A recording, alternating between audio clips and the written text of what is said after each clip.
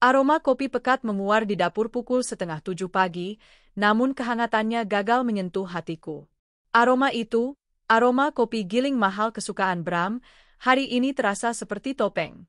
Seperti senyum palsu yang akan segera kulihat. Aku, Rania, berdiri membelakangi meja makan, tanganku yang kapalan karena menguleni adonan kue mencengkeram tepi konter dapur. Udara pagi ini terasa berat, penuh kebohongan yang tak terucap. Hari ini adalah hari pertunjukan. Dan aku adalah sutradara yang sudah menyiapkan naskah kehancurannya. Pagi, M.A. Wah, wangi sekali kopinya. Itu dia.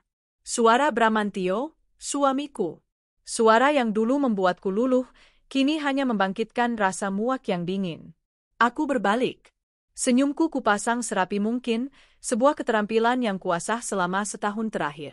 Pagi, Pak. Sarapan sudah siap. Dia berdiri di ambang pintu dapur, sudah rapi jali. Kemeja biru langit terbaiknya, licin disetrika, bukan olehku, tentu saja.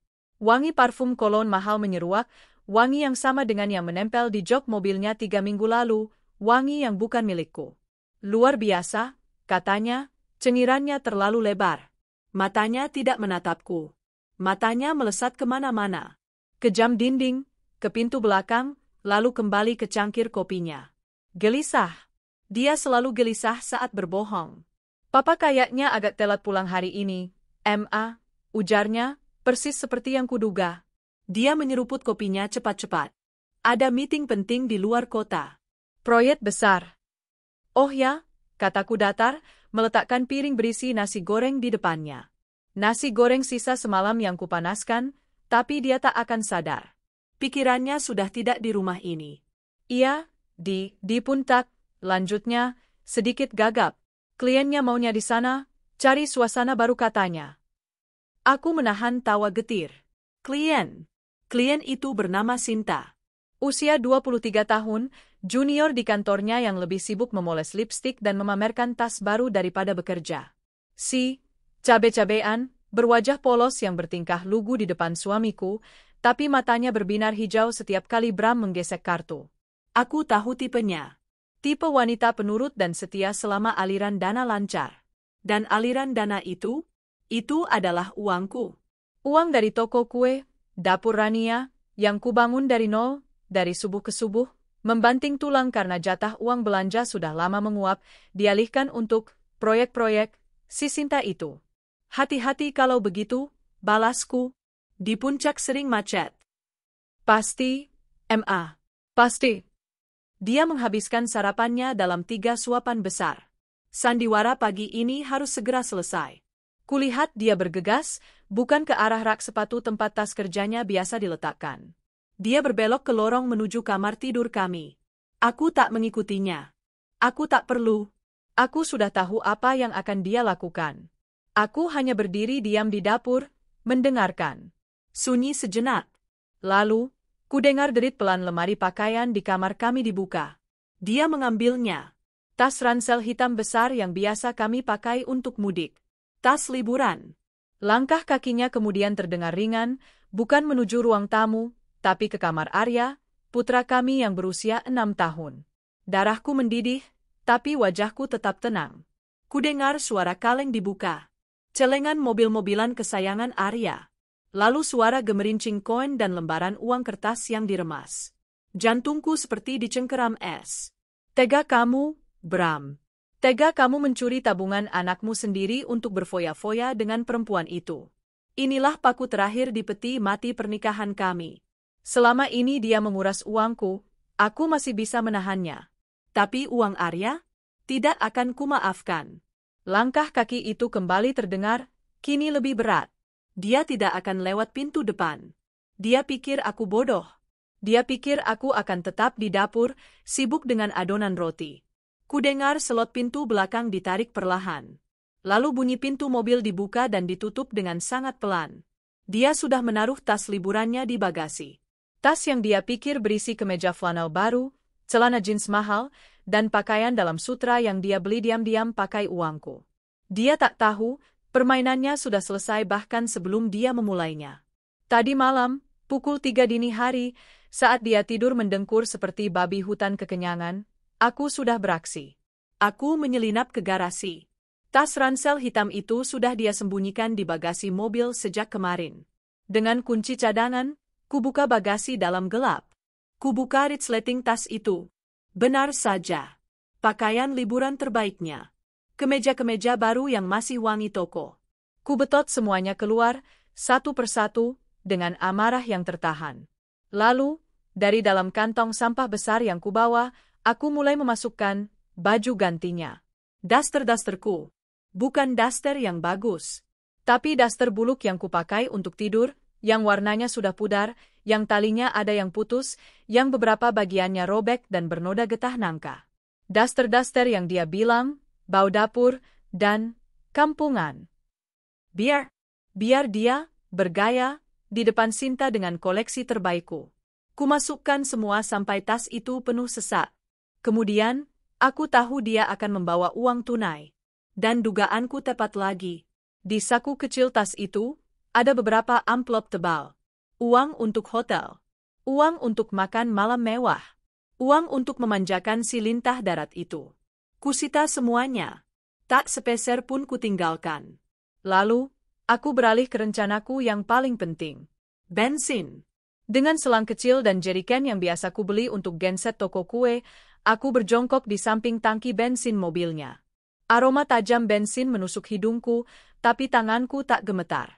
Aku menyedotnya, membiarkan bensin itu mengalir keluar, mengisi jeriken.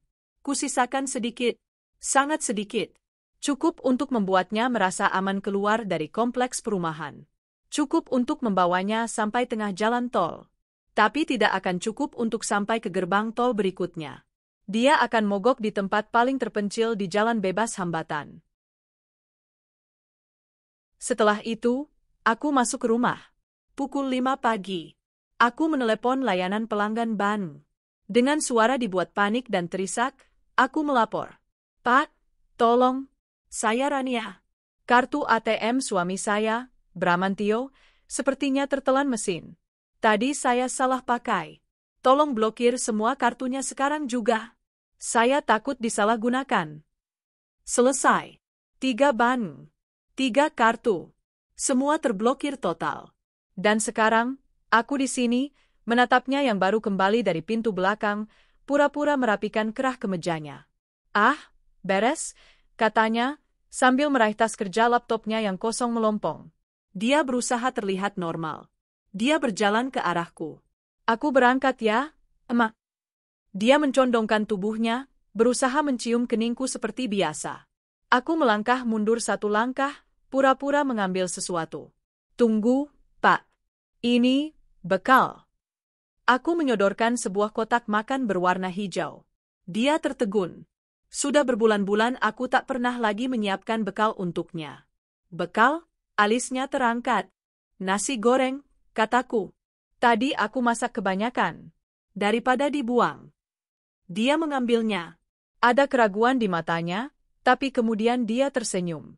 Senyum lega. Dia pasti berpikir aku masih istri bodoh yang sama, yang masih peduli padanya.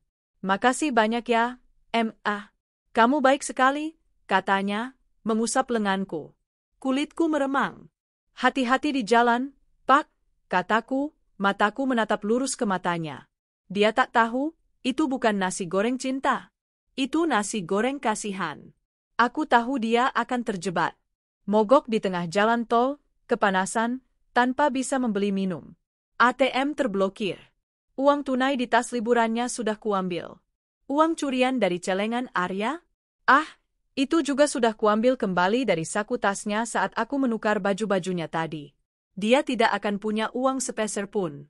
Si pelakor Sinta pasti akan panik. Satu-satunya makanan yang akan dia miliki adalah nasi goreng di tangannya. Nasi goreng buatan istri yang dia hianati. Dan aku pastikan, itu adalah nasi goreng terakhir buatanku untuknya. Bram mengangguk, lalu berbalik dan berjalan keluar pintu depan. Aku mendengar suara gerbang dibuka, lalu ditutup. Suara mesin mobil dinyalakan. Deru mobilnya menjauh, perlahan menghilang di tikungan jalan. Aku berdiri di dapur yang sunyi. Aroma kopi Bram masih tersisa, tapi terasa basi. Aku tidak menangis. Aku tidak merasa hancur. Aku merasa lega. Aku berjalan ke kamar Arya, menatap wajah pulas anakku. Kucium keningnya. Uangmu aman, nak. Masa depanmu aman. Kemudian, aku kembali ke dapur. Kulihat tumpukan adonan kroasang yang harus segera kugelindingkan untuk pesanan siang ini. Tapi sebelum itu, ada satu hal lagi. Aku mengambil ponselku. Aku tidak menelepon temanku untuk curhat. Aku tidak menelepon ibuku untuk menangis. Aku menekan nomor pengacaraku. Pagi, Pak Danu. Ini Rania, kataku, suaraku mantap dan dingin. Tolong masukkan gugatan cerainya hari ini juga. Semua bukti sudah lengkap. Dan ya, tolong siapkan surat pengusiran. Dia tidak akan kembali ke rumah ini lagi.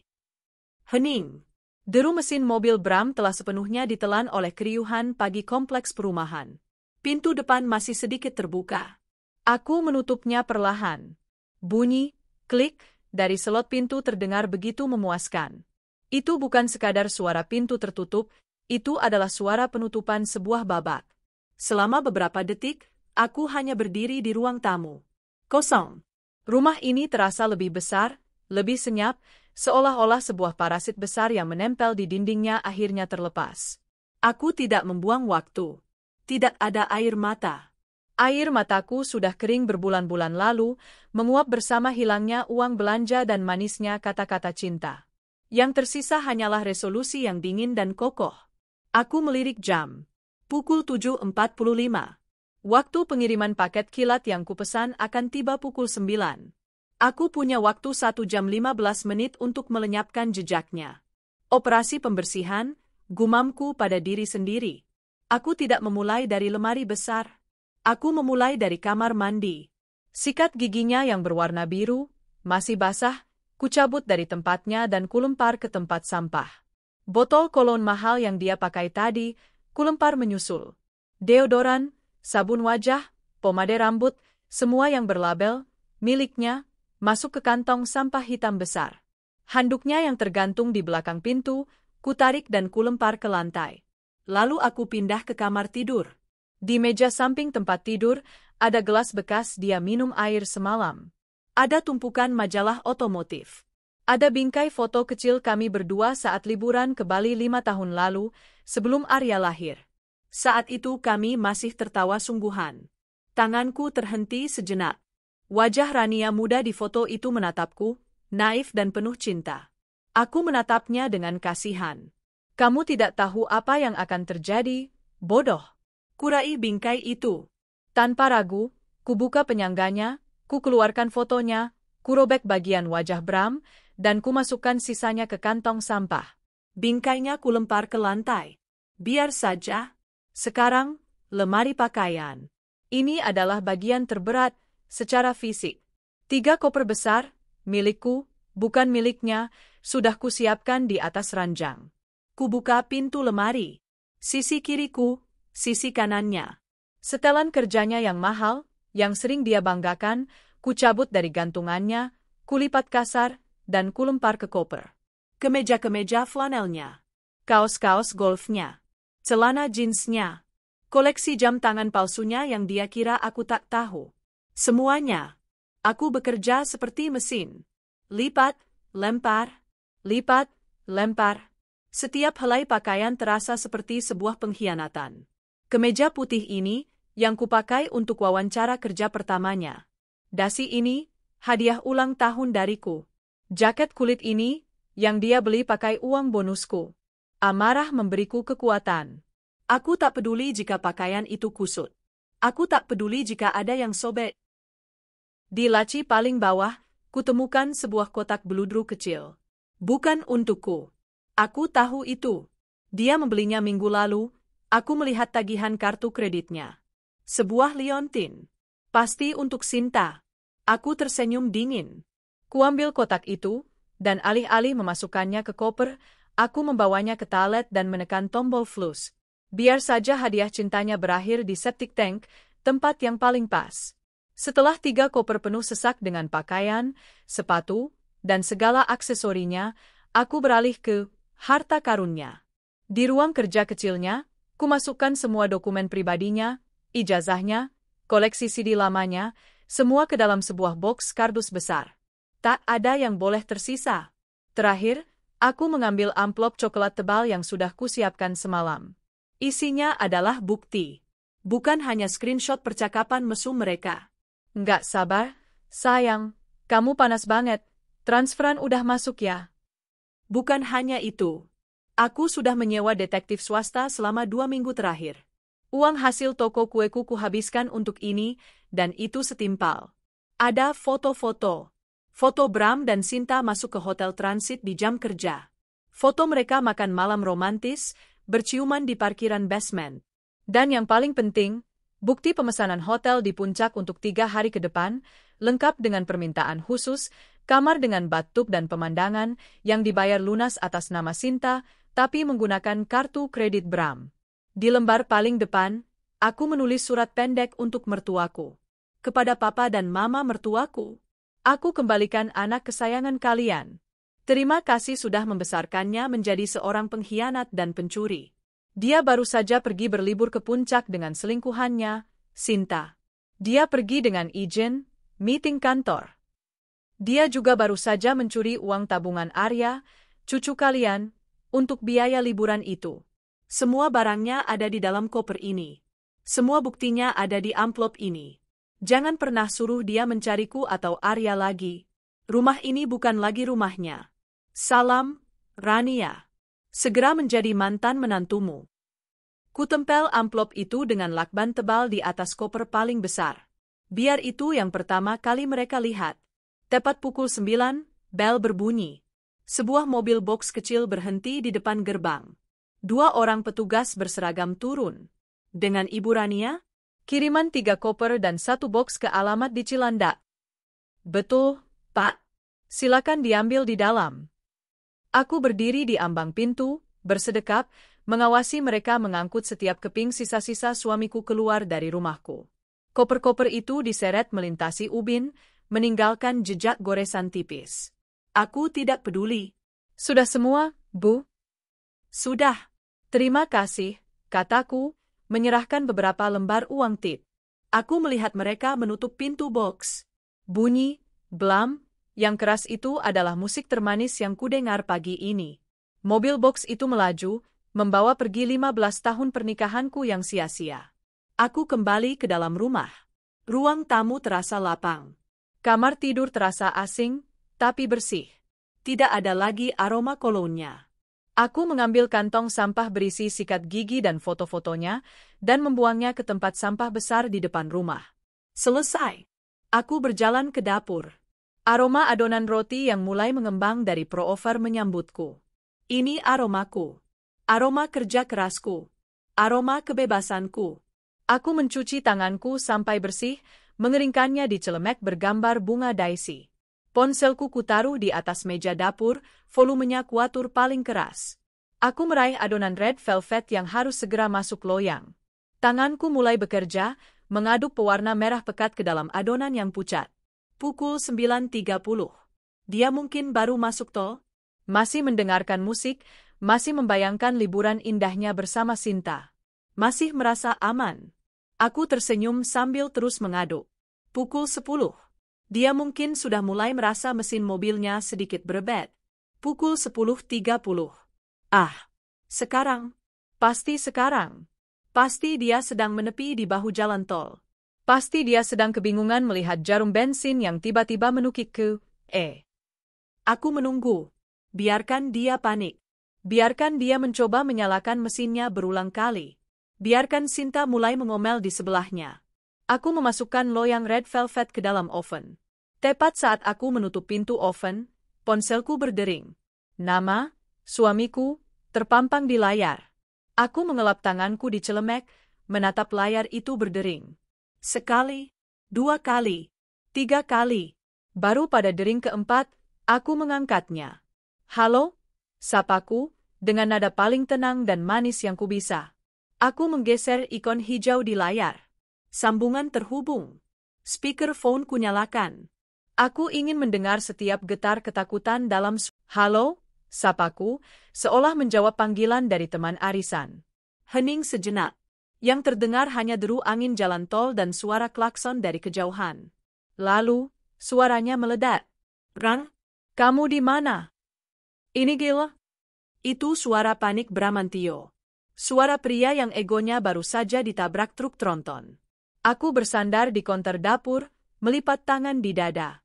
Aku di dapur, Bram. Mau bikin red velvet. Kenapa? Katanya meeting penting di puncak. Jangan bercanda, Ran. Mobilnya mogok. Tiba-tiba mati di tengah jalan tol. Persis di kilometer 42. Loh, kok bisa? Servisnya rutin, kan? Tanyaku, nadaku masih ringan. Bensinnya habis. Habis toh? Jarumnya tiba-tiba anjlok. Suaranya tercekat. Terus Satan. Semuanya keblokir. Aku nggak bisa tarik tunai. Ini pasti ulah kamu, kan? Kamu yang blokir, ya? Aku bisa mendengarnya. Suara napasnya yang memburu. Dan satu lagi. Suara cempreng yang manja, kini berubah jadi omelan tajam. Sayang, panas banget. Ih, gimana sih ini? AC-nya mati. Aku keringetan, makeup aku luntur. Katanya kita mau check-in enak. Itu dia. Si, klien proyek baru. Sinta. Oh, ada Mbak Sinta juga? Kataku, membuat suaraku terdengar kaget. Loh, bukannya ini meeting penting, Pak? Kok bawa junior? Rania, aku nggak ada waktu, bentak Bram. Cepet transfer aku uang. Sekarang. Atau buka blokirnya. Saat itulah aku tertawa. Bukan tawa kecil. Aku tertawa terbahak-bahak. Tawa lepas yang kutahan bertahun-tahun, tawa yang bergema di dapurku yang kini bersih dari jejaknya. Ah, transfer? Uang? Kataku setelah berhasil menguasai diri. Bram, kamu pikir aku sebodoh itu? Hening di seberang sana. Tawa dinginku pasti membuat bulu kuduknya berdiri. Rania, apa maksudmu? Suaranya berubah lirih. Cemas. Blokir? Oh, iya. Tentu saja aku yang blokir. Pukul 5 subuh tadi. Aku bilang kartumu tertelan mesin, jelasku dengan manis. Bensin habis? Tentu saja habis. Aku yang mengurasnya tadi malam, Bram. Kusisakan sedikit untuk modal kamu keluar kompleks. Biar seru. Kamu gila, Rani. Kamu mau mencelakai aku? Mencelakai? Tidak. Aku cuma mau memberi pelajaran, kataku. Nadaku kini berubah sedingin es. Pelajaran untuk suami yang tega mencuri uang dari celengan anaknya sendiri. Kepanikan di seberang sana berubah menjadi kebisuan yang mematikan. Dia tertangkap basah. Coba kamu cek tas liburan kamu, Bram. Aku melanjutkan. Tas ransel hitam yang kamu sembunyikan di bagasi. Yang kamu bawa lewat pintu belakang tadi pagi, berharap aku nggak lihat. Kudengar Sinta bertanya, tas apa, sayang? Tas liburan? Bukannya kita cuma meeting? Diam kamu, bentak Bram pada Sinta. Lalu padaku, Rania. Buka tasnya, Bram. Aku sudah siapkan baju ganti yang bagus buat kamu. Baju-baju paling seksi koleksiku. Biar kamu tampil gagah di depan Mbak Sinta, desakku. Kudengar suara resleting ditarik paksa. Lalu helaan napas yang tertahan.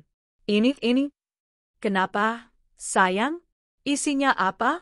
Desak Sinta. Ini apa, Rani? Ini daster. Kenapa isinya daster buluk semua? Teriaknya, suaranya pecah antara marah dan putus asa.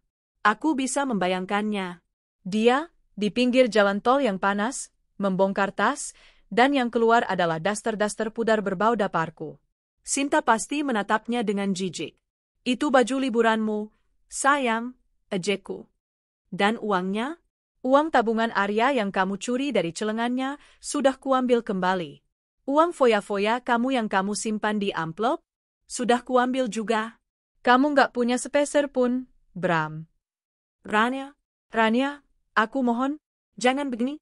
Aku bisa jelaskan? Jelaskan apa? Selamat menikmati liburan kalian, Bram, potongku. Kamu pikir aku tak tahu akal bulusmu? Izin ngantor tapi mau liburan 3 hari ke puncak sama pelakor? Bawa baju liburan? Curi uang anak? Aku Wilaf. Bilafmu sudah selesai, tegasku. Sekarang, silakan nikmati liburanmu. Minta sana uang sama si Sinta. Bukannya dia wanita baik, setia, dan penurut yang sangat mencintaimu? Suruh dia bayar bensinnya. Suruh dia panggil taksi. Sayang, dia jahat banget. Rengek Sinta. Rania, tolong, panas banget di sini. Oh, kasihan. Jangan lupa pakai nasi goreng bekal dariku tadi. Itu nasi goreng terakhir buatanku untukmu. Makanlah. Biar kamu nggak kelaparan di jalan. Rania, jangan tutup. Aku mematikan sambungan. Aku menatap layar ponselku yang gelap. Tanganku sedikit gemetar, bukan karena takut, tapi karena adrenalin. Aku menang. Aku menang telak. Aku memblokir nomornya. Lalu nomor Sinta, yang kutahu pasti akan dia gunakan. Aku kembali ke adonanku. Tanganku kembali mengaduk, kali ini lebih mantap. Aku punya toko yang harus diurus, punya anak yang harus dibesarkan. Aku tidak punya waktu untuk pengkhianat. Oven sudah panas. Adonan red velvet masuk. Aroma manis mentega dan coklat mulai memenuhi ruangan, mengusir sisa-sisa bau busuk pengkhianatan.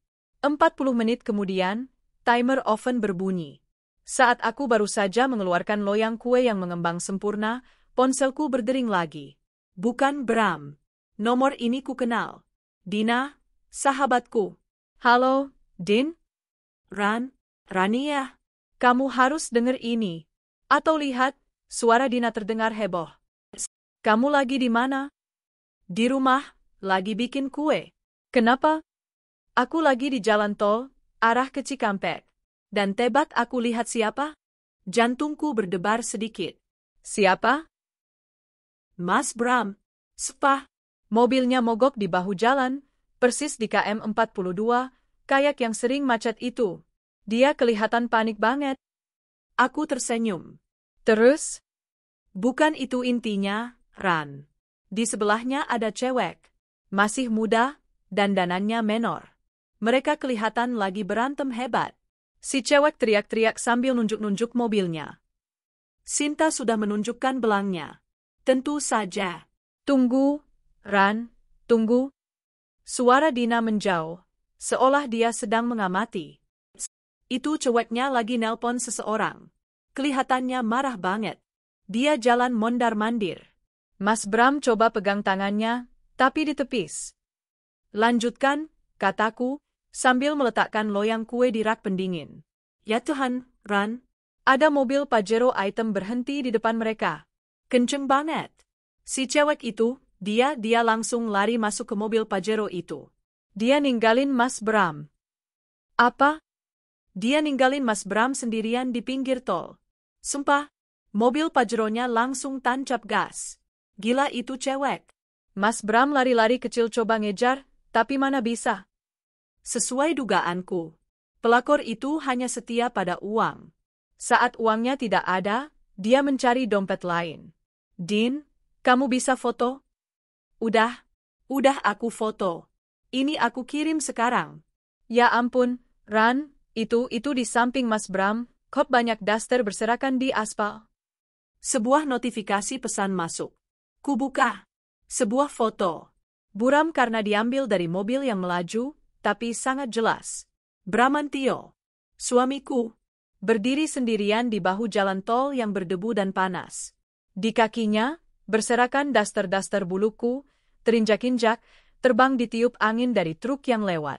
Wajahnya menatap nanar ke arah mobil Pajero yang sudah menjauh. Bahunya terkulai.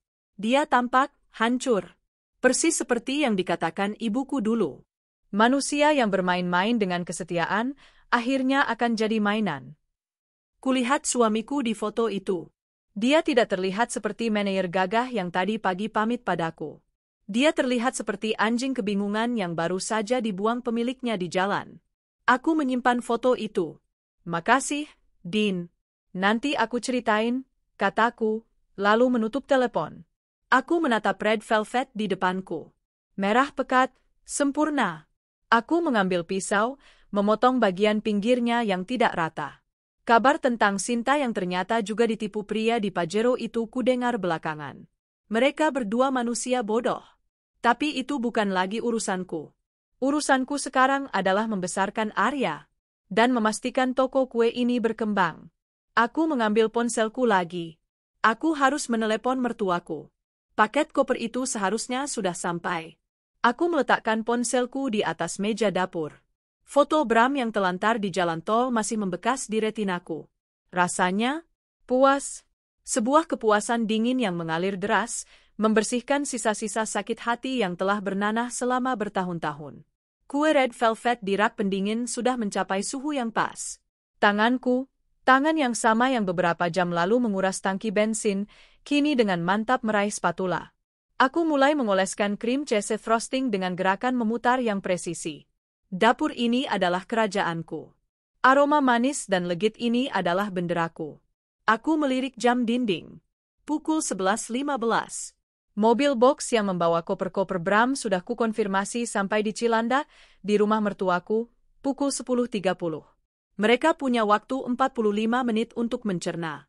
Cukup waktu untuk membuka koper, menemukan tumpukan baju kotor, dan yang terpenting, membaca suratku serta merobek amplop coklat berisi bukti-bukti itu. Sekarang giliranku. Kucuplak ujung jariku yang terkena krim keju. Manis.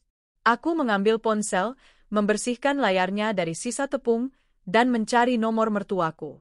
Ibu Siska. Dering pertama. Dering kedua. Pada dering ketiga, panggilan itu diangkat. Tapi tidak ada yang bicara. Yang terdengar hanya suara isak tangis tertahan. Halo, Ma. Ini Rania, kataku, suaraku tenang, kontras dengan badai yang kudengar di seberang sana. Ran? Suara mertuaku meledak. Serak dan penuh amarah. Tapi amarah yang bingung. Kamu? Apa yang kamu lakukan? Kamu mengusir suamimu. Kamu mengirim barang-barangnya ke sini. Kamu pikir kamu siapa? Aku berhenti mengoles kue. Aku meletakkan spatula. Maaf, Ma. Saya tidak mengusir, jawabku, tetap dingin. Saya mengembalikan.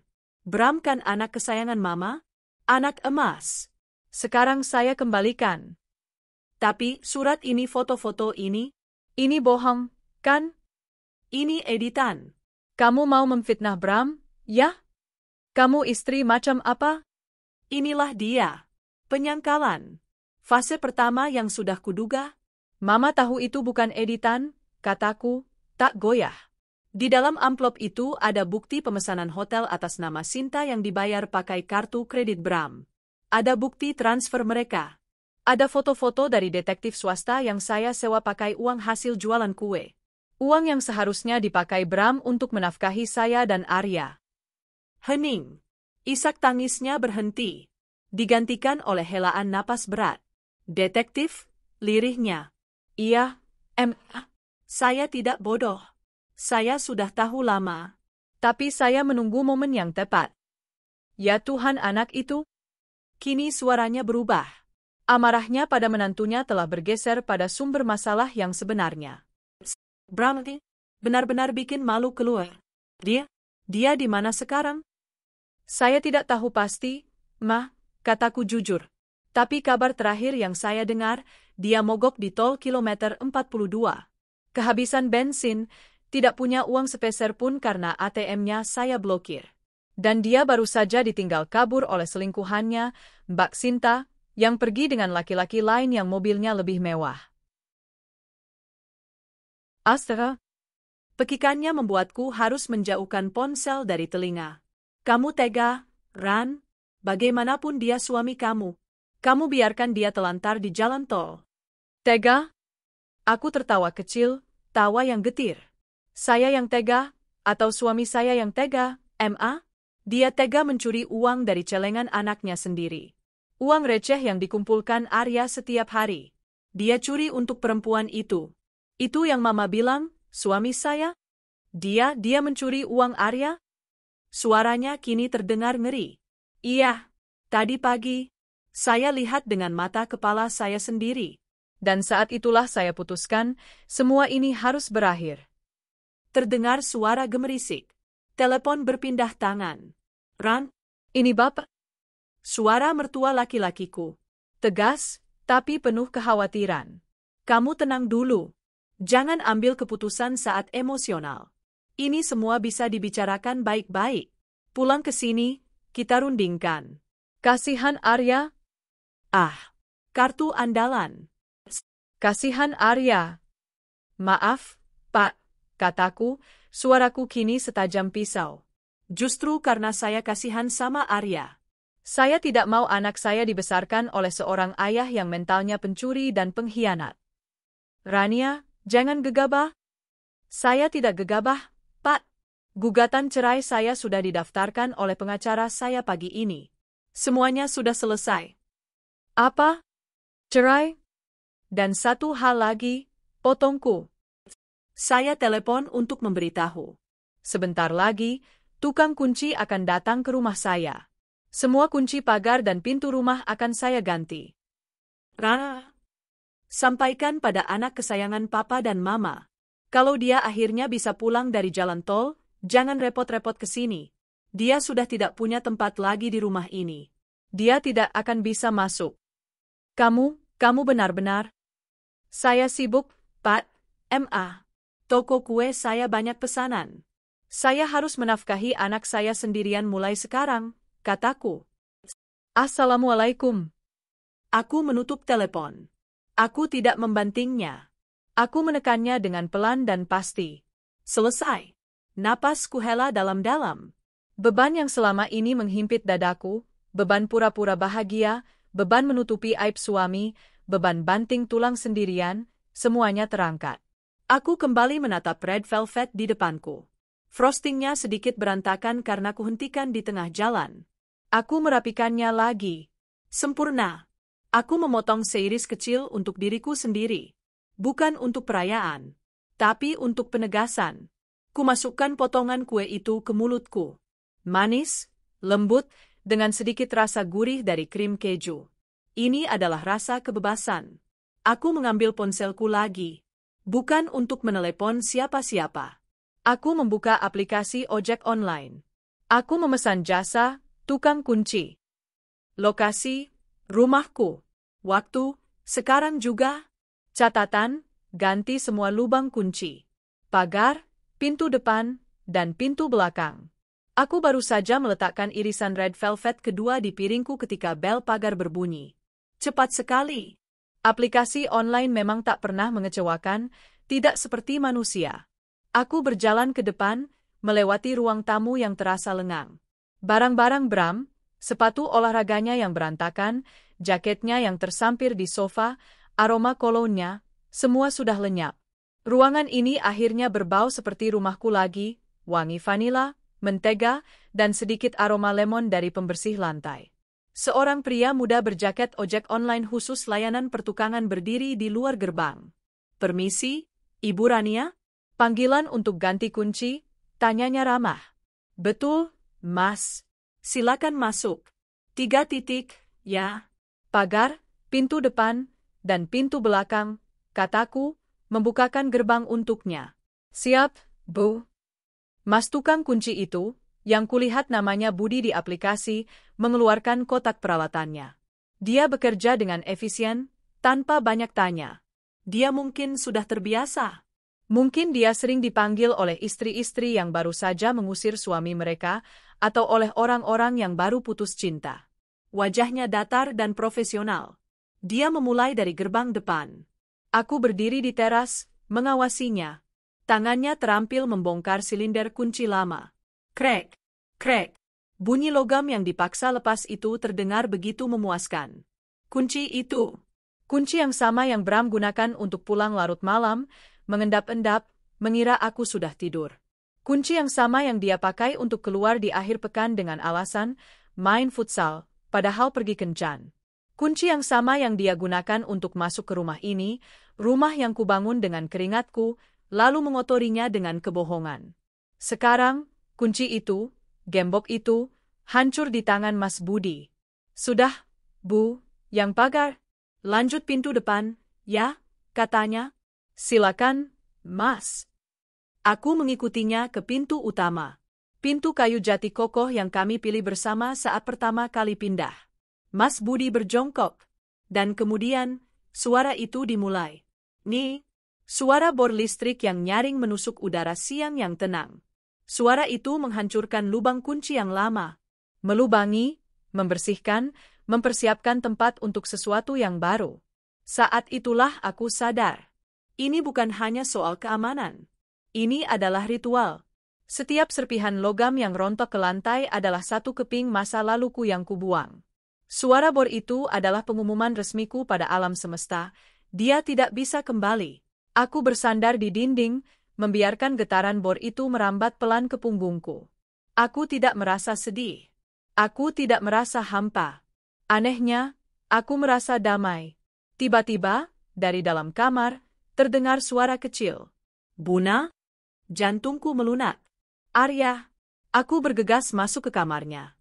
Putraku sedang duduk di tempat tidurnya, mengucek mata. Suara bor itu pasti membangunkannya. Buna, itu suara apa? Renyeknya. Aku duduk di tepi ranjangnya, mengelus rambutnya yang ikal. Pagi, sayang. Maaf ya, bangun. Itu, Buna lagi betulin pintu depan. Ada yang rusak sedikit. Dia mengangguk, masih setengah tertidur. Papa mana? Pertanyaan itu. Aku sudah menyiapkannya. Papa lagi kerja, nak. Jauh, kataku lembut. Oh? Dia tidak bertanya lebih lanjut. Bagi anak seusianya, kerja adalah jawaban yang cukup. Buna, panggilnya lagi, kini matanya lebih jernih. Dia menunjuk ke celengan mobil-mobilan di meja belajarnya. Buna, uang Arya udah penuh belum? Arya mau beli mobil remote yang merah. Hatiku terasa seperti diremas, tapi bukan karena sakit. Karena cinta. Sudah, sayang. Nanti sore kita ke toko mainan, ya.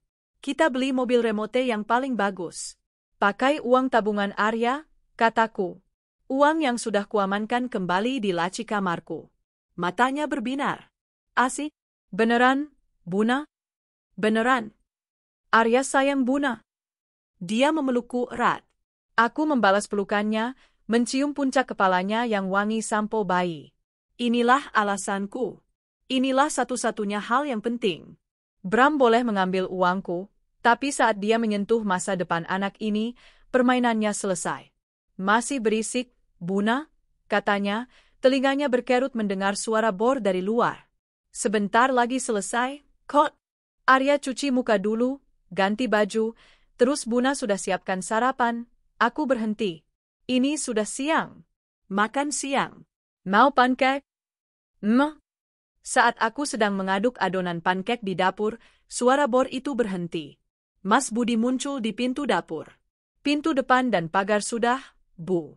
Tinggal pintu belakang. Oke, Mas. Dia beralih ke pintu belakang, pintu yang sama yang dilewati Bram pagi tadi untuk menyelundupkan tas liburannya. Dalam 15 menit, suara bor kembali meraung, lalu berhenti. Pukul 12.30. Selesai sudah. Sudah beres semua, Bu, kata Mas Budi, sambil mengelap keringat di dahinya. Dia menyerahkan 3 set anak kunci baru. Kunci-kunci itu berkilau, masih bersih, tanpa sejarah. Ini kuncinya, Bu. Masing-masing dapat 3. Total 9 anak kunci. Aku mengambil kunci-kunci itu. Rasanya berat di tanganku. Berat dengan tanggung jawab, tapi ringan dengan kebebasan. Terima kasih banyak, Mas. Jadi berapa semuanya? Aku membayarnya lunas, dengan uang dari hasil tokoku, tentu saja. Bukan uang dari suamiku.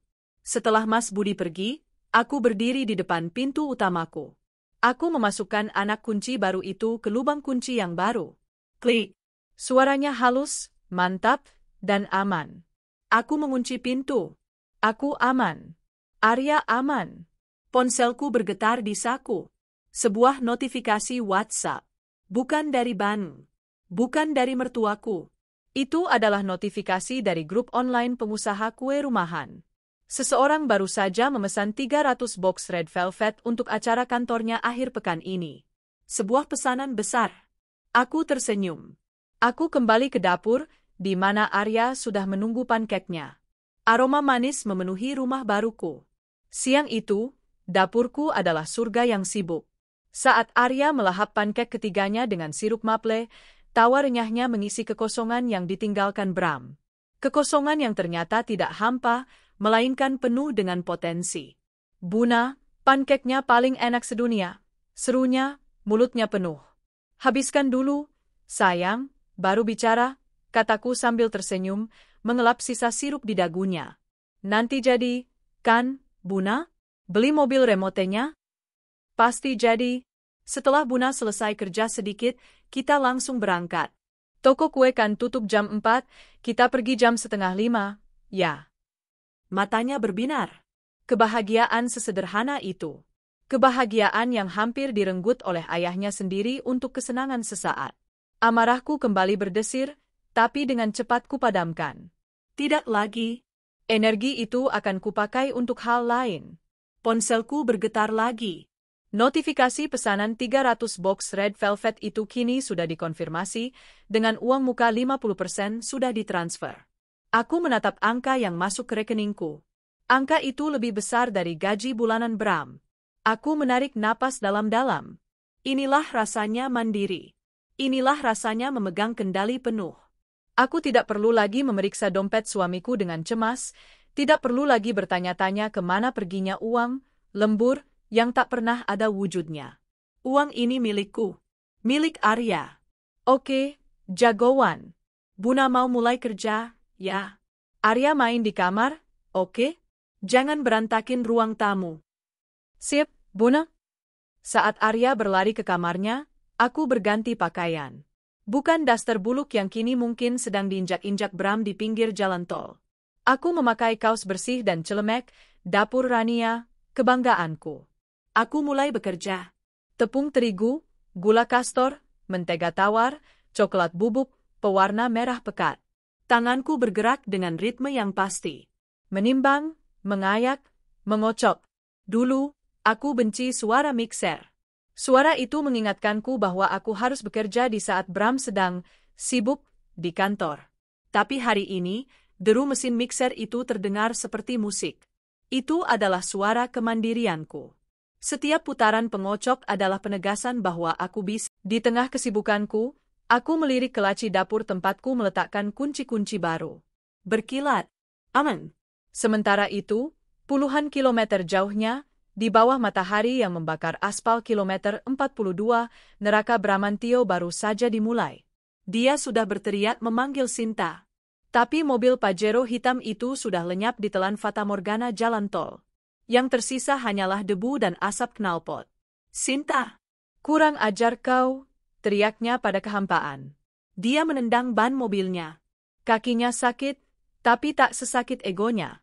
Panas. Kemeja biru langitnya yang licin kini lepek oleh keringat. Bau asam menusuk hidungnya. Dia haus. Dia lapar. Nasi goreng buatan Rania? Entah terlempar kemana saat dia panik membongkar tas daster tadi. Dia sendirian. Daster-daster buluk Rania berserakan di sekitarnya. Selembar daster ungu pudar tersangkut di spion mobilnya, melambai-lambai seperti bendera kekalahan. Dia meraih ponselnya. Baterai tinggal 15%. Dia mencoba menelepon Sinta. Nomornya sibuk. Dia tahu artinya. Dia sudah diblokir. Dia mencoba membuka aplikasi bannya. Terblokir. Dia mencoba aplikasi lain. Terblokir. Rania benar-benar melakukannya. Panik mulai mencekiknya. Mobil-mobil besar melaju kencang di sampingnya, membuat mobilnya yang mogok bergoyang. Dia merasa kecil dan hina. Dia tak punya pilihan. Dia harus menelan harga dirinya. Dia menelepon jasa marga dari ponselnya yang sekarat. Petugas datang setengah jam kemudian dengan mobil deret. Mogok, Pak? Bensin habis, ya? Tanya petugas itu, matanya melirik ketumpukan daster di aspal dengan tatapan bingung. Iya, Pak. Tolong derek ke pintu tol terdekat, kata Bram, suaranya serak. Bisa? Biaya administrasinya nanti di gerbang tol, ya. Bram menelan ludah. Pak, dompet saya ketinggalan. ATM saya keblokir. Saya tidak pegang tunai sepeser pun. Petugas itu menghela napas. Repot, Pak, kalau begitu. Saya bisa jaminkan jam tangan saya. Bram lepas jam tangan yang dia kira keren. Jam tangan replika yang dia beli diam-diam. Petugas itu mengambilnya, membolak-baliknya, lalu tertawa kecil. Ini MAH di pasar Senen juga banyak, Pak. Nggak bisa. Wajah Bram memerah padam. Malu. Dia tak punya pilihan lain. Dia harus melakukan panggilan telepon yang paling memalukan dalam hidupnya. Pak, boleh saya pinjam ponsel Bapak sebentar? Punya saya mau mati. Saya mau telepon ayah saya. Petugas itu menyerahkan ponselnya. Dengan tangan gemetar, Bram menekan nomor rumah Cilandak. Telepon diangkat oleh ayahnya. Halo? Pak, ini Bram, lirihnya. Hening sejenak. Di mana kamu anak sialan? Suara ayahnya meledak seperti guntur. Bram menjauhkan ponsel itu dari telinganya. Dia bisa mendengar ibunya menangis di latar belakang. Pak, mobilku mogok di tol. Kami tahu. Kami sudah tahu semuanya. Rania sudah mengirim semua barangmu ke sini. Semua bukti perselingkuhanmu. Foto-fotomu. Kamu pikir kami membesarkan kamu untuk jadi pencuri? Hah? Mencuri uang anakmu sendiri? Bram terduduk lemas di aspal yang panas. Hancur. Semuanya terbongkar. Tolong Bram. Bram gak punya uang. Bram ditinggal. Bapak tidak peduli. Kamu sudah bikin malu keluarga. Jangan pulang ke sini bawa mobil rongsokan itu. Bapak sudah pesankan taksi online ke gerbang tol tempat kamu diderek. Bayarnya nanti Bapak yang urus. Kamu pulang ke Cilandak. Seret. Dan jangan harap kamu bisa bertemu Rania atau Arya lagi. Telepon ditutup. Bram menyerahkan kembali ponsel petugas itu dengan lunglai. Sudah, Pak. Ayah saya akan kirim taksi online ke gerbang tol. Petugas itu mengangguk, merasa kasihan tapi juga jengkel. Pukul 5 sore. Aku dan Arya baru saja pulang dari toko mainan. Wajahnya berseri-seri sambil memeluk erat kotak mobil remote control merah terbarunya. Aku sendiri membawa 2 kantong bahan kue tambahan. Pesanan 300 box itu harus mulai kucicil malam ini. Rumah terasa damai. Aku memarkir mobilku di garasi. Saat kami berjalan menuju pintu depan, aku mendengar suara decit rem taksi di depan gerbang. Aku berhenti. Arya juga berhenti. Sebuah taksi online berhenti. Dan dari dalamnya, keluar sesosok pria, kusut, lepek, bau matahari dan keringat. Itu Bram. Dia menatapku. Matanya merah dan bengkak. Ada campuran antara marah, putus asa, dan permohonan di matanya. Papa, teriak Arya, hendak berlari. Aku menahan bahunya dengan sigap. Tunggu, sayang. Masuk ke dalam dulu, ya. Coba mainan barunya. Tapi itu Papa. Arya, dengar Buna. Masuk. Sekarang. Suaraku tegas. Arya, yang merasakan ketegangan itu, mengangguk patuh dan berlari kecil masuk ke dalam rumah. Aku berdiri di teras, menatap Bram yang kini berdiri di depan gerbang. Rania? Panggilnya, suaranya parau. Dia merogoh sakunya, mengeluarkan gantungan kunci rumahnya yang lama. Dia berjalan ke gerbang. Lalu dia berhenti. Dia melihat lubang kunci yang baru, yang berkilau. Dia menatap kunci lama di tangannya, lalu menatap lubang kunci yang baru. Tidak cocok. Rania, apa ini? Desisnya.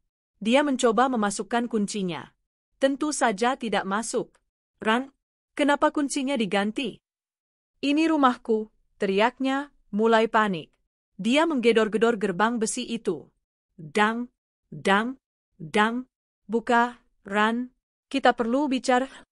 Aku tidak bergerak dari teras. Aku hanya menatapnya. Ran, aku tahu kamu di dalam. Jangan gila. Buka pintunya. Dia beralih ke pintu utama, tapi gerbangnya terkunci. Dia mengguncang-guncang gerbang itu seperti orang kesetanan. Sopir taksi online yang belum dibayar itu menatapnya ngeri dari dalam mobil. Ran, aku minta maaf. Oke. Aku minta maaf. Buka dulu. Permintaan maaf yang keluar karena terdesak. Tidak ada harganya. Aku berjalan perlahan ke intercom yang terpasang di dinding dekat pintu. Aku menekan tombolnya. Suaraku yang tenang dan dingin terdengar jelas olehnya di speaker gerbang. Pergi, Bram.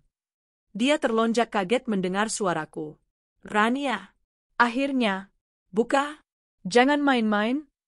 Ini bukan lagi rumahmu, lanjutku, suaraku tak bergetar sedikit pun. Barang-barangmu sudah kukirim ke Cilandak. Kunci-kuncinya sudah kuganti. Silakan pulang ke rumah orang tuamu. Kamu nggak bisa lakukan ini padaku. Ini rumah kita? Tidak. Ini rumahku. Rumah yang kubangun dengan uang tokoku saat kamu sibuk mentransfer uang ke selingkuhanmu. Rania, aku mohon, aku Wilaf. Aku capek, aku belum makan. Nasi gorengmu tadi pagi sudah kamu buang, kan? Kataku. Itu bukan urusanku lagi. Pergi sekarang, atau aku panggil satpam kompleks. Rana? Aku melepaskan tombol intercom. Dia menggedor lagi. Memaki. Berteriak. Lalu dia menangis. Tangisan seorang pria dewasa yang hancur lebur di depan gerbang rumahnya sendiri. Dari dalam rumah, aku bisa mendengar tawa Arya yang sedang mencoba mobil remote control barunya di ruang tengah. Bram akhirnya luruh. Dia bersandar di gerbang, dikalahkan oleh pintu yang tertutup dan suara bor dari tukang kunci tadi siang. Sopir taksi online itu membunyikan klakson. Pak, jadi ke Cilandak enggak ini? Argo jalan terus. Dengan langkah gontai, dikelilingi bau kekalahan, Bramantio berbalik. Dia masuk ke dalam taksi itu. Aku melihat taksi itu menjauh. Aku masuk ke dalam rumah. Kuputar kunci baru di lubang kunci baru itu. Klik. Rumahku aman. Anakku aman. Aku mencium aroma red velvet yang samar-samar masih tercium. Besok akan jadi hari yang sibuk. Aku memutar kunci baru itu. Klik. Suara itu, suara logam yang bertemu dengan pasangannya, terasa begitu final. Itu adalah suara benteng yang dinaikkan. Aku bersandar di pintu depan sejenak. Di luar, di jalanan, deru taksi online yang membawa Bram telah menghilang. Yang tersisa hanyalah suara jangkrik sore dan besar. Suara mobil remote control Arya yang menabrak kaki meja makan. Buna, lihat, Arya bisa ngedrift, teriaknya dari ruang tengah. Aku tersenyum. Senyum tulus pertama dalam beberapa jam. Aku melepaskan diri dari pintu dan berjalan ke sumber suara itu. Wah, jagoan, kataku, duduk di tepi karpet, memperhatikannya bermanuver di antara kaki-kaki kursi. Papa tadi kok nggak masuk, Buna? Tanyanya tiba-tiba, matanya masih fokus pada mobil merahnya. Aku sudah menduga pertanyaan ini. Aku sudah menyiapkan jawabannya. Papa lagi ada urusan banyak, sayang, kataku, suaraku tenang. Jadi, untuk sementara waktu, Papa tinggal di rumah Eyang Siska dulu. Di Cilandak. Iya. Jadi, di rumah ini sekarang cuma ada Buna dan Arya. Jagoannya Buna. Nggak apa-apa, kan? Dia menghentikan mobilnya. Menatapku. Anak-anak memiliki radar emosi yang luar biasa. Dia pasti merasakan sesuatu yang berbeda. Tidak ada ketegangan. Tidak ada suara pintu dibanting. Tidak ada aroma parfum wanita lain. Nggak apa-apa, katanya. Berarti Arya tidurnya boleh sama Buna, dong. Hatiku menghangat. Tentu saja boleh. Mulai malam ini, kamu tidur di kamar Buna. Kita bisa baca buku cerita sampai kamu ngantuk. Asik, serunya, lalu kembali fokus pada permainannya. Baginya, sesederhana itu. Kehadiran ayahnya yang beracun tergantikan oleh janji tidur bersama ibunya. Sebuah pertukaran yang sangat menguntungkan. Malam itu, untuk pertama kalinya, aku memasak makan malam hanya untuk 2 orang. Aku membuat sup ayam jagung kesukaan Arya dan tempe goreng tepung. Menu yang sederhana. Menu yang tidak perlu mengesankan siapa-siapa. Aku tidak perlu memasak rendang atau opor yang rumit hanya untuk melihatnya dimakan sambil lalu oleh Bram yang matanya terpaku pada ponsel. Kami makan di meja makan. Kami mengobrol. Arya bercerita tentang temannya di sekolah, tentang mainan barunya. Aku mendengarkan. Benar-benar mendengarkan. Setelah makan, aku memandikannya, memakaikannya piyama dinosaurus, dan kami masuk ke kamar. Kamar yang kini terasa begitu luas tanpa tumpukan baju kotor Bram di sudut. Aku membacakan 2 buku cerita. Pada buku kedua, napasnya sudah teratur. Dia tertidur lelap, Satu tangan memeluk guling, yang lain memegang mobil remote barunya. Kuselipkan selimut di sekelilingnya. Kucup keningnya. Mimpi indah, sayang. Buna janji, mulai sekarang semuanya akan indah. Aku mematikan lampu kamarnya dan berjalan keluar. Jam menunjukkan pukul 9 malam. Rumah itu sunyi. Tapi bukan sunyi yang mencekam. Ini sunyi yang damai. Aku pergi ke dapur. Tapi bukan untuk membersihkan sisa makan malam, itu sudah kulakukan. Aku menyalakan lampu neon terang di atas meja stainless steelku. Aku mengeluarkan mixer industriku. Aku mengeluarkan 10 kilogram mentega, puluhan butir telur, berbotol-botol pewarna merah, dan berkarung-karung tepung. Pesanan 300 box red velvet itu menunggu. Aku mengikat rambutku. Memakai celemek, dapur Rania. Dan aku mulai bekerja. Suara mixer berputar konstan, mengaduk adonan dalam mangkuk raksasa. Aroma mentega dan gula yang dikocok menguar, memenuhi setiap sudut rumah. Ini bukan lagi aroma kopi pagi penuh kepalsuan. Ini aroma kerja kerasku. Aroma masa depanku. Setiap adonan yang kutuang ke loyang terasa seperti satu langkah maju. Setiap loyang yang kumasukkan ke oven terasa seperti satu kemenangan. Aku tidak memikirkan Bram. Aku tidak memikirkan Sinta.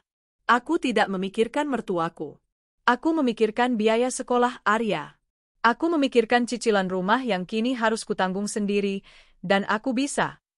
Aku memikirkan rencanaku untuk membuka cabang kedua, dapur Rania, tahun depan. Aku bekerja hingga lewat tengah malam. Sementara itu, di Cilandak, taksi online itu akhirnya berhenti di depan sebuah rumah besar berpagar tinggi. Rumah tempat Bram tumbuh dewasa. Sudah sampai, Pak? Sesuai aplikasi, kata si sopir, menatap Bram dengan curiga lewat kaca spion. Penumpang ini bau, kusut, dan terlihat hancur. Totalnya, 230.000. Tadi sudah dibayar online sama yang pesan. Bram tidak menjawab.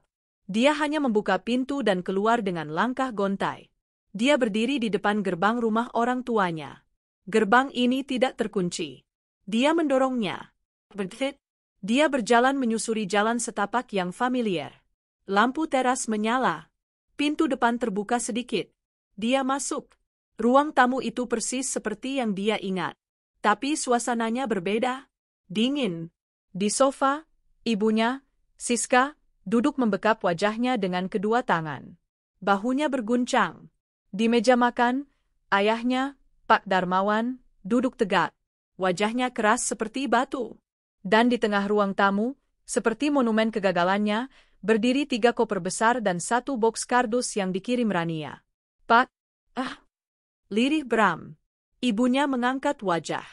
Matanya bengkak dan merah. Bramantio. Isaknya. Pak Darmawan menggebrak meja. Suara ayahnya yang menggelegar membuat Bram tersentak. Dia berjalan lunglai dan duduk di kursi di seberang ayahnya. Kamu lihat itu, kata Pak Darmawan, menunjuk ke sebuah amplop coklat yang terbuka di atas meja.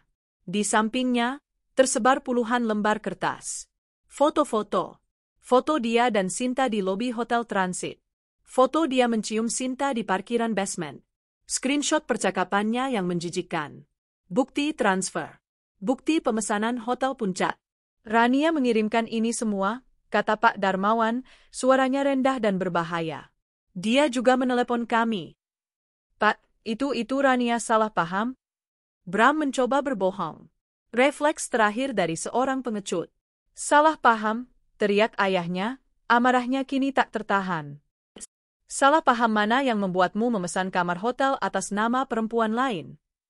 Salah paham mana yang membuatmu mentransfer jutaan rupiah uang istrimu? Dan ini, sela ibunya, suaranya bergetar. Rania bilang, kamu mengambil uang dari celengan Arya? Uang cucuku? Bram, apa itu benar? Bram terdiam. Dia tidak bisa membantah. Ya kan? Ibunya menangis histeris. Kenapa kamu jadi begini, nak? Kenapa? Kurang apa Rania? Dia istri baik. Dia banting tulang menghidupi kamu. Kamu malah berbuat sehina ini. Dia bilang papa adalah anak emas mama. desis Bram, mencoba membela diri dengan cara yang paling menyedihkan. Wah, sebuah tamparan keras mendarat di pipi Bram. Bukan dari ayahnya, dari ibunya. Ibunya berdiri gemetar, tangannya memerah. Jangan pernah salahkan cara Mama mendidik kamu atas kebusukan hatimu sendiri. Mama tidak pernah mengajari kamu jadi pengkhianat. Mama tidak pernah mengajari kamu jadi pencuri. Bram memegangi pipinya. Tertegun. Seumur hidupnya, ibunya tak pernah menyentuhnya. Kamu sudah mempermalukan keluarga ini, kata ayahnya, kini lebih tenang, tapi lebih mematikan. Kamu kehilangan istrimu. Kamu kehilangan anakmu. Dan kamu kehilangan rumahmu. Rania sudah mengganti semua kunci. Bram menunduk. Dia tahu. Dia sudah merasakan dinginnya gerbang yang tertutup itu. Mulai sekarang, kamu tinggal di sini, lanjut Pak Darmawan. Di kamar tamu belakang. Bukan di kamar lamamu. Pak, semua fasilitasmu, Bapak cabut. Kartu kredit tambahan dari Bapak blokir. Mobil kantor yang selama ini kamu pakai dari perusahaan Bapak, besok pagi sopir Bapak akan ambil kuncinya. Kamu bukan lagi manajer di sana. Apa? Papa mecat aku. Bram panik. Kamu menghancurkan kepercayaan Bapak. Bagaimana Bapak bisa percaya kamu mengurus klien, kalau kamu mengurus istrimu saja tidak bisa? Terus Bram harus bagaimana? Kamu cari kerja sendiri. Dari nol. Rasakan bagaimana susahnya Rania banting tulang selama ini, sementara kamu enak-enakan menghamburkan uang.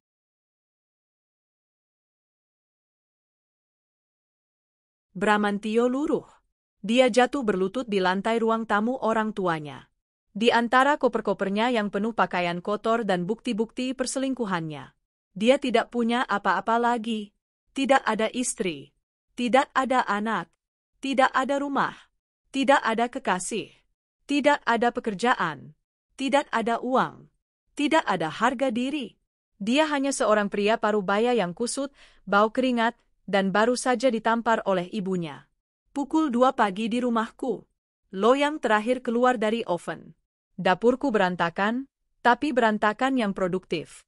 Ratusan cup take red velvet sudah tersusun rapi di rak pendingin, menunggu frosting besok pagi. Aku mematikan semua peralatan. Mencuci tangan. Aku berjalan ke ruang tamu, membuka sedikit jendela. Udara malam yang sejuk masuk. Hening. Damai. Aku menatap ponselku. Tidak ada panggilan tak terjawab. Tidak ada pesan teror. Mereka semua sudah tahu. Permainan sudah selesai. Aku lelah. Lelah fisik yang luar biasa. Tapi hatiku, untuk pertama kalinya dalam bertahun-tahun, terasa sangat ringan. Aku masuk ke kamar. Arya masih tertidur pulas, memeluk mobil merahnya. Aku berbaring di sampingnya. Menarik selimut. Malam pertama kemerdekaanku. Dan rasanya luar biasa. Alarm ponselku berbunyi pukul 4 pagi, tapi aku sudah bangun 10 menit sebelumnya. Tubuhku, yang selama bertahun-tahun terbiasa bangun karena cemas, kini bangun karena tujuan. Kamar masih temaram. Di sampingku, dengkur halus Arya terdengar teratur. Dia tidur pulas, memeluk mobil remotenya seolah itu adalah boneka beruang. Aku mengelus rambutnya. Wajah damai inilah bahan bakarku. Dengan langkah ringan, aku beranjak. Tidak ada lagi langkah mengendap-endap agar tidak membangunkan Raja yang tidur di sebelahku. Tidak ada lagi kekhawatiran parfumku akan mengganggu tidurnya. Kamar ini beraroma baby powder dan vanila. Aroma rumah. Aku mandi, sholat subuh, dan pada pukul 4.30, aku sudah berdiri di depan meja stainless steel di dapurku. Di depanku, sebuah gunung pekerjaan menanti. 300 cup take red velvet yang sudah dingin, tersusun rapi di rak-rak pendingin, menunggu untuk dihias. Aku menyalakan mixer besar keduaku. Kali ini untuk membuat cream cheese frosting. Suara mesin itu menderu di keheningan pagi. Dulu, aku takut menyalakan mixer sepagi ini, takut Bram terganggu dan mengomel sepanjang hari. Sekarang, aku bisa menyalakan musik jika aku mau. Tanganku bergerak lincah. Memasukkan krim keju, mentega tawar, gula halus, dan ekstrak vanila. Pukul 6 pagi, saat matahari baru saja mengintip, 3 mangkuk besar frosting sudah siap. Tanganku mulai bekerja, memasukkan krim ke dalam kantong segitiga. Satu persatu. Memutar. Menekan. Menghias. Ini adalah pekerjaan yang meditatif. Pikiranku jernih. Aku tidak lagi memikirkan dendam. Aku memikirkan logistik. Pesanan ini harus dijemput kurir pukul 12 siang. Berarti pukul 11, semua harus sudah masuk kotak dan disegel. Punggungku mulai terasa kaku. Jari-jariku pegal karena menekan kantong krim. Tapi setiap cupcake yang selesai adalah satu langkah menjauh dari masa laluku. Setiap putaran krim di atas kue adalah caraku membangun istanaku sendiri. Pukul 7, Arya bangun. Buna, gumamnya, berjalan ke dapur sambil mengucek mata. Pagi, jagoan.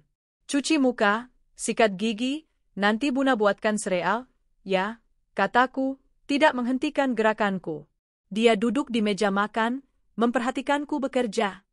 Banyak banget kuenya, Buna. Iya, ini pesanan orang. Uangnya nanti buat beli mainan lagi buat Arya, mau. Noh? Saat dia sarapan sereal, aku terus bekerja. Keheningan yang nyaman itu hanya dipecah oleh suara sendok beradu dengan mangkuk dan desis krim yang keluar dari spuit. Sementara itu, puluhan kilometer jauhnya, di sebuah kamar pengap di Cilandak, Bramantio menggeliat. Dia terbangun bukan karena alarm. Dia terbangun karena panas. Matahari pukul 9 pagi menyorot langsung ke kamar tamu belakang, kamar sempit yang dulu dipakai asisten rumah tangga sebelum orang tuanya membangun pavilion. Tidak ada AC, hanya kipas angin tua yang berputar lamban di langit-langit, mengeluarkan suara kriet-kriet. Kepalanya pening. Perutnya perih. Dia ingat semuanya. Jalan tol. Sinta. Daster. Gerbang yang terkunci. Tamparan ibunya. Vonis ayahnya. Dia terduduk. Pakaian yang dia kenakan kemarin, kemeja lepek berbau keringat, debu, dan kekalahan, masih melekat di badannya. Dia berjalan keluar kamar. Rumah besar itu sepi. Ayahnya sudah pasti berangkat ke kantor tempat dia baru saja dipecat. Di meja makan, ibunya duduk sendirian, membaca koran dengan kacamata di ujung hidung. Wajahnya bengkak dan dingin. Emma, panggil Bram, suaranya serak. Ibunya tidak mengangkat wajah dari koran. Sarapanmu di meja saji. Pembantu sudah siapkan. Bram berjalan ke meja saji. Tidak ada kopi giling mahal. Tidak ada krowasan hangat. Yang ada hanya sepiring nasi goreng sisa semalam, sudah dingin, dengan sebutir telur ceplok yang juga dingin. Perutnya bergejolak, tapi dia lapar. Dia mengambil piring itu dan duduk di seberang ibunya. Dia makan dalam diam. Nasi goreng itu terasa seperti pasir di mulutnya. Ponselku mati, Ma. Nggak ada charger, katanya, mencoba memecah keheningan. Cari di koper-kopermu. Yang Rania kirim, jawab ibunya, masih tanpa menatapnya. Bram menelan ludah. Dia harus kembali ke ruang tamu, tempat 3 koper, aibnya masih tergeletak. Dia membongkar koper terbesar. Pakaian-pakaiannya, yang dilempar Rania, kini bercampur aduk. Dia mengaduk-aduk, mencari charger ponselnya. Dia menemukannya terselip di antara sepatu olahraganya. Saat dia mencolokkan ponselnya di ruang tamu, dia melihat ayahnya tadi malam meletakkan bukti-bukti dari Rania di atas meja. Foto-foto dia dan Sinta masih tergeletak di sana. Ibunya melihat tatapannya. Lihat itu, desis Siska. Lihat kehancuran yang kamu buat. Kamu pikir itu sepadan? Bram membuang muka. Setelah ponselnya hidup, hal pertama yang dia lakukan adalah mencoba menelepon Sinta. Nomor yang Anda tuju sedang tidak aktif. Diblokir. Atau kartunya sudah dibuang. Lintah itu sudah menemukan mangsa baru. Lalu, dia mencoba menelepon Rania. 1 kali, 2 kali, 3 kali. Tidak tersambung. Diblokir total. Dia melempar ponselnya ke sofa.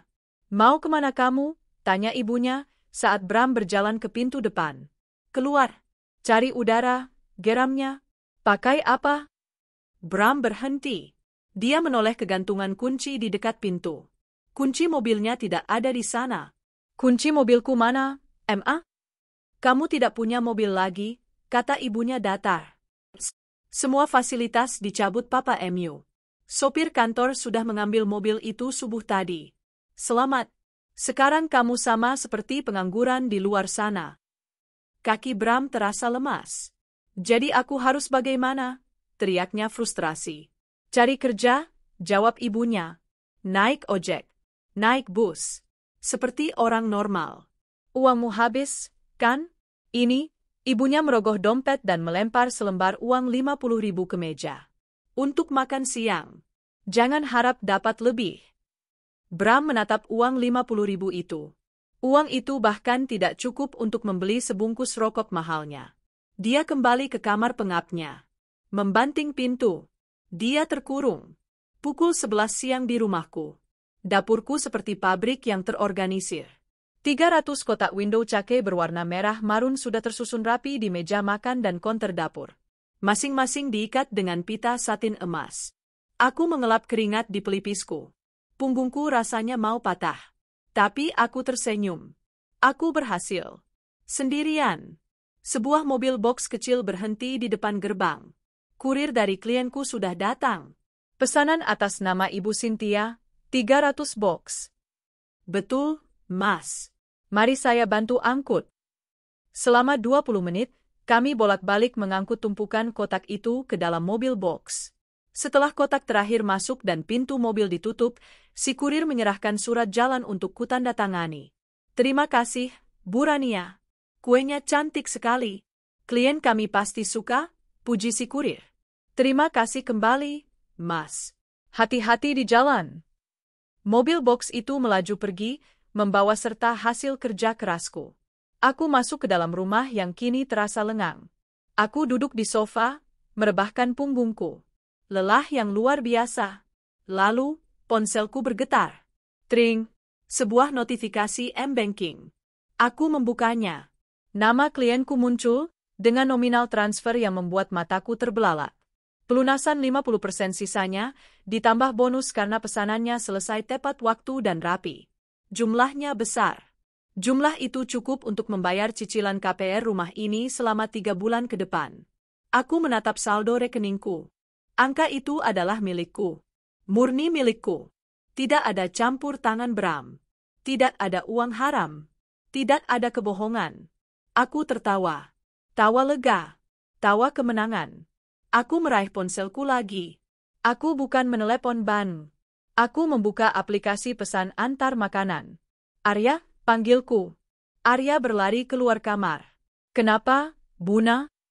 Malam ini kita nggak masak, kataku sambil tersenyum. Kita pesan pizza yang paling besar. Pakai extra cheese. Setuju? Setuju? Di kamar pengap di Cilandak, Bram menatap selembar uang 50.000 di tangannya. Dia lapar, tapi harga dirinya terlalu tinggi untuk keluar membeli nasi warteg.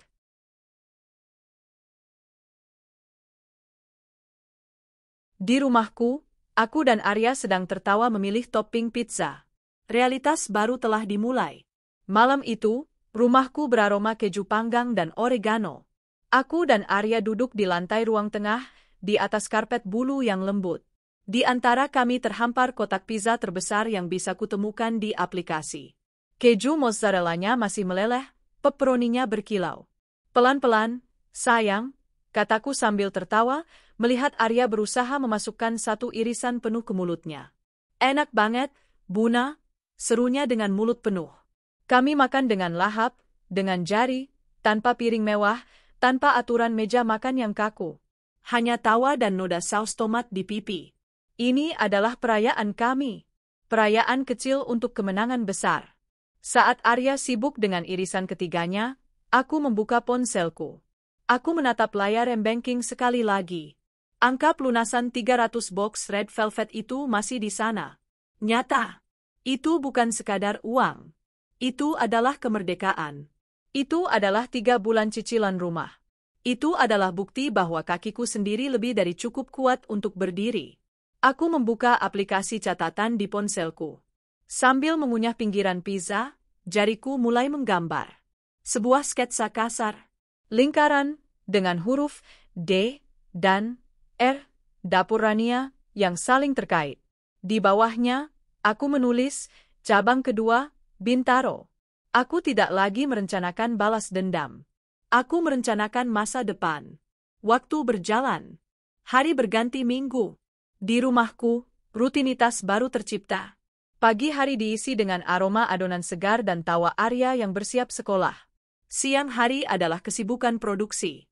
Sore hari adalah waktu menjemput Arya dan bermain di taman. Gugatan ceraiku berjalan lancar. Dengan bukti foto, bukti transfer, dan pengakuan pencurian uang celengan, pengacaraku bilang ini akan jadi kasus yang mudah. Hak asuh Arya sudah pasti jatuh ke tanganku. Dapur Rania semakin terkenal.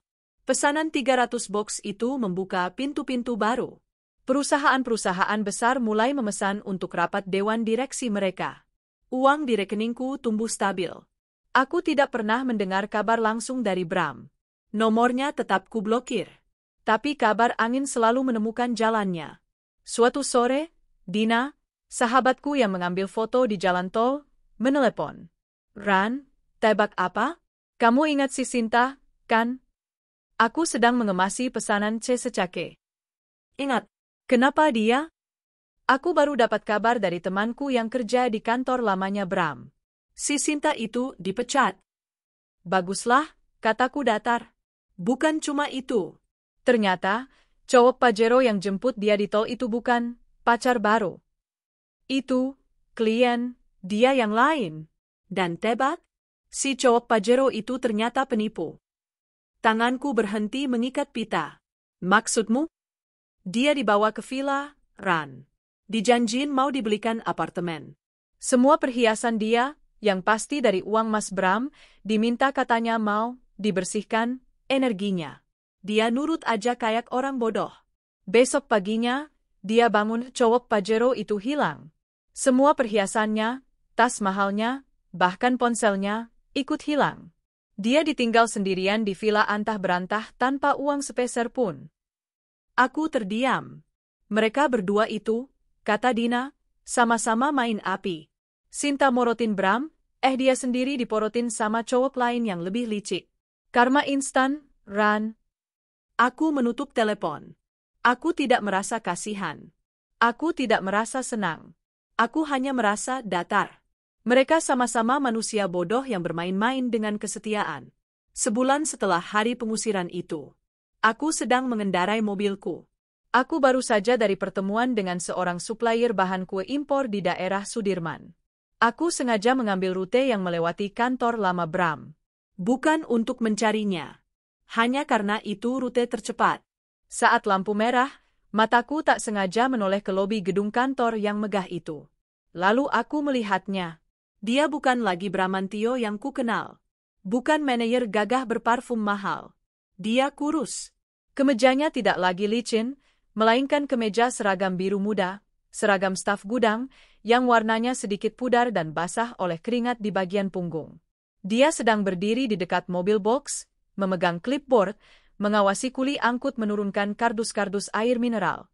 Wajahnya kusam, rambutnya acak-acakan. Dia terlihat lebih tua 10 tahun. Ayahnya menepati janjinya. Dia mempekerjakan Bram kembali, tapi dari nol. Dari paling bawah. Lampu hijau menyala. Saat mobilku mulai melaju perlahan, mata kami bertemu. Dia melihatku. Dia melihatku di dalam mobilku yang bersih, ber-AC, dengan pakaianku yang rapi. Dia melihat wanita yang telah dia campakkan, kini menatapnya dari posisi yang jauh lebih tinggi. Di matanya, aku tidak melihat kemarahan. Yang kulihat hanya kehampaan, kebingungan. Persis seperti yang kuingat. Dia terlihat seperti anjing kebingungan yang ditinggal di jalan tol, yang tidak tahu bagaimana caranya pulang. Aku tidak tersenyum sinis. Aku tidak membunyikan klakson. Aku hanya membuang muka dan menginjak pedal gas. Dia adalah masa laluku. Dia adalah debu di spion. Aku terus melaju, meninggalkan kawasan perkantoran itu, menuju rumah. Tapi aku tidak langsung pulang. Aku berhenti di sebuah ruko kecil di kawasan Bintaro. Ruko yang masih kosong, dengan spanduk, disewakan, tergantung di depannya. Aku turun dari mobil, diikuti oleh Arya yang baru kujemput dari sekolah. "Ini di mana, Buna?" tanya Arya, sambil memegang tanganku. Aku menatap ruko kosong itu. Di kepalaku, Aku sudah bisa melihat etalase kaca yang penuh dengan krowasan hangat, meja-meja kecil tempat orang minum kopi, dan dapur besar di belakangnya. Arya, lihat, kataku, sambil berjongkok menyamai tingginya. Aku menunjuk ke ruko itu. Ini akan jadi toko kue kita yang kedua. Mata Arya berbinar. Wah, kayak yang di rumah? Lebih besar, kataku sambil tersenyum. Aku berdiri, menatap matahari sore yang hangat. Aku melihat kehancuran mereka berdua. Dan kini, aku melihat kebahagiaanku. Aku tidak butuh pengkhianat untuk membuktikan nilaiku. Aku hanya butuh tepung, mentega, dan kerja kerasku sendiri. 2 tahun kemudian, aroma kopi freshly brewed bercampur dengan wangi pastry hangat menguar di udara. Dapur Rania, cabang Bintaro, ramai seperti biasa. Pagi ini, puluhan pelanggan, ibu-ibu muda sepulang mengantar anak sekolah, para pekerja freelance dengan laptop mereka, memenuhi kafe berdesain interior rustik yang nyaman itu. Aku, Rania, berdiri di balik konter kasir. Penampilanku sudah jauh berbeda. Das terbuluk telah berganti dengan blus linen yang rapi dan celemek custom berwarna marun dengan logo Dokter yang disulam benang emas. Rambutku dipotong pendek, praktis, namun elegan. Buna? Laporan stok bahan baku udah Rania print. Ya. Ditaruh di meja Buna, seru seorang gadis muda dari pintu dapur. Itu adalah manajer baruku. Seorang lulusan sekolah tata boga terbaik yang kupercaya mengelola operasional cabang ini. Terima kasih, Nia, balasku sambil tersenyum. Yah, aku sudah punya tim. Toko kue rumahan yang dulu kuurus sendirian di dapur sempit, kini telah menjadi bisnis yang mempekerjakan 15 orang di 2 cabang. Buna, nanti jadi jemput, kan? Aku menoleh. Arya, kini berusia 8 tahun, duduk di salah satu meja sudut, mengerjakan PR matematikanya sebelum sekolah masuk. Dia sudah tumbuh tinggi. Wajahnya ceria, matanya cerdas, dan tidak ada lagi jejak keraguan di sana. Pasti jadi... Sayang, hari ini presentasi sains kamu, kan? Buna akan duduk di barisan paling depan, janjiku. Siap, serunya, kembali fokus pada bukunya. Ponselku bergetar. Sebuah pesan dari pengacaraku. Proses penjualan aset Gonogini, rumah lama kami, akhirnya selesai. Bagian Bram, yang sudah dipotong utang-utang kartu kreditnya yang dulu kupakai untuk membayar detektif, akan langsung ditransfer ke rekening orang tuanya. Bagianku, yang jauh lebih besar, akan menjadi modal untuk cabang ketiga. Semuanya sudah selesai. Bersih. Tuntas. Saat aku sedang membalas pesan itu, pintu kafe berdenting. Seorang pria masuk. Pria itu tampak ragu-ragu. Dia lebih kurus dari yang kuingat. Garis-garis halus di sekitar mata dan mulutnya terlihat jelas. Kemeja flanelnya kusam dan sedikit kebesaran di badannya yang menyusut. Itu Bramantio. Dia tidak melihatku. Dia berjalan ke etalase, menatap nanar tumpukan krowasan dan pain au coklat. Dia merogoh sakunya, mengeluarkan beberapa lembar uang 2000-an yang lecek, menghitungnya. Dia hanya punya cukup uang untuk membeli segelas kopi hitam paling murah. Kopi hitam 1, Mas, katanya pada barista, suaranya pelan, nyaris tak terdengar. Saat dia menunggu pesanannya, matanya berkeliling. Dan saat itulah dia melihatku. Aku sedang berdiri tegak, memegang tablet, memberi instruksi pada manajerku. Aku menatapnya, tanpa kebencian, tanpa cinta, tanpa rasa kasihan. Aku menatapnya seperti aku menatap orang asing. Dia membeku. Matanya melebar melihat siapa pemilik kafe yang ramai ini. Dia melihat Arya yang sedang tertawa sambil mengerjakan PR. Dia melihat kesuksesan yang dibangun di atas puing-puing pengkhianatannya. Barista memanggil namanya. Mas Bramantio? Kopinya. Dia mengambil kopi itu dengan tangan sedikit gemetar, menumpahkannya sedikit. Dia bergegas keluar kafe, seolah dikejar hantu. Dia tidak berani menatapku lagi. Aku melihatnya duduk sendirian di halte bus di seberang jalan, meminum kopi hitam pahitnya dalam cuaca yang mendung. Dia sudah bukan lagi anjing kebingungan. Dia hanya seorang pria kesepian yang telah kehilangan segalanya karena kebodohannya sendiri.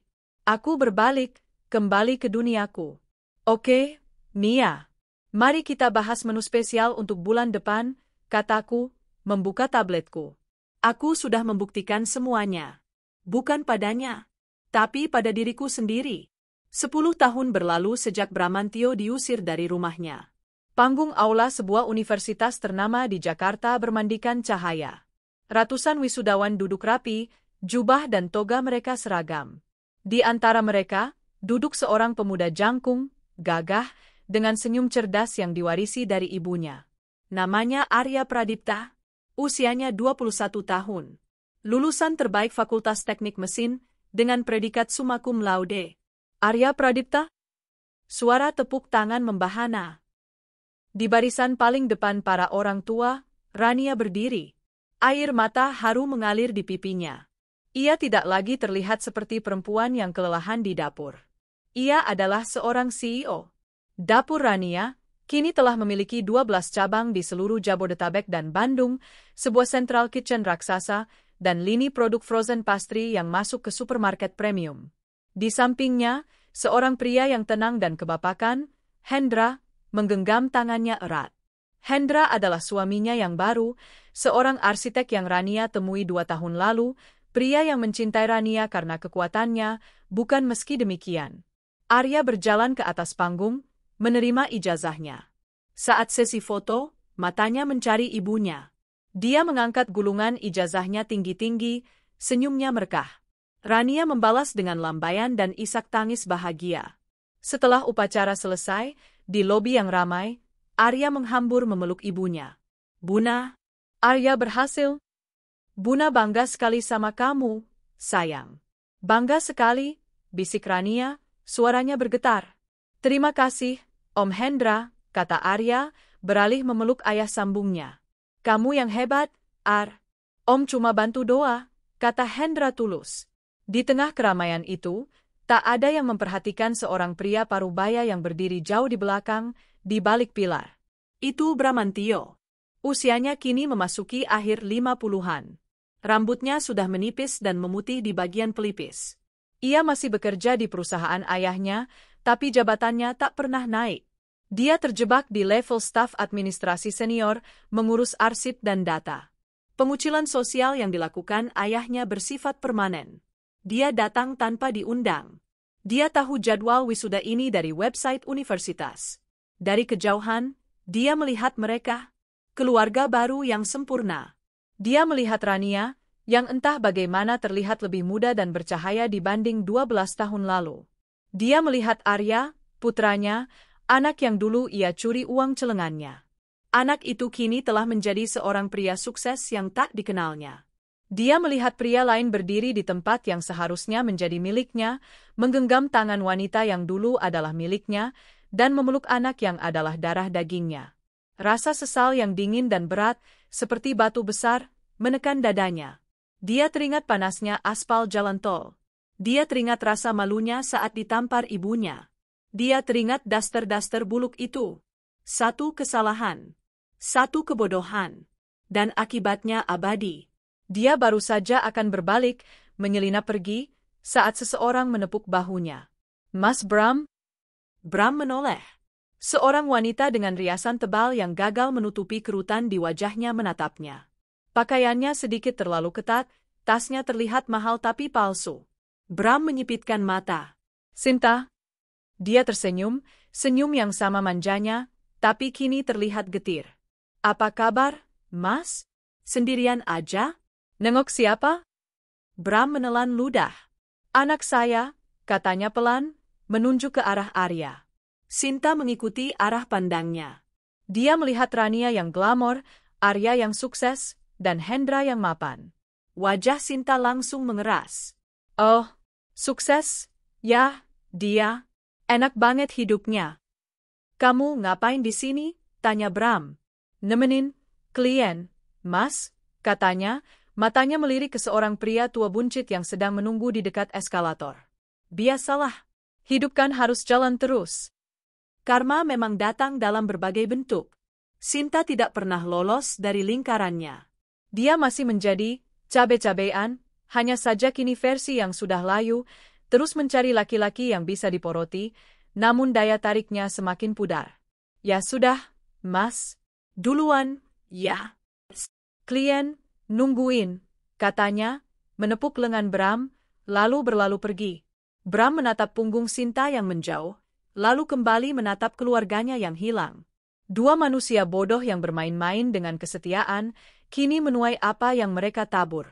Sinta terjebak dalam permainannya sendiri, dan dia menjadi penonton abadi dalam kehidupan yang seharusnya menjadi miliknya. Dia berbalik dan berjalan keluar dari gedung itu. Sendirian. Di lobi, Arya tertawa. Buna, habis ini kita makan besar? Ya. Aku mau traktir Buna pakai uang magang pertamaku. Rania menghapus sisa air matanya. Boleh. Asal jangan di dapur Rania. Ya. Buna bosan, tandanya. Mereka berjalan keluar, bergandengan tangan, melangkah menuju cahaya matahari yang cerah, tanpa pernah tahu ada bayangan gelap yang baru saja pergi.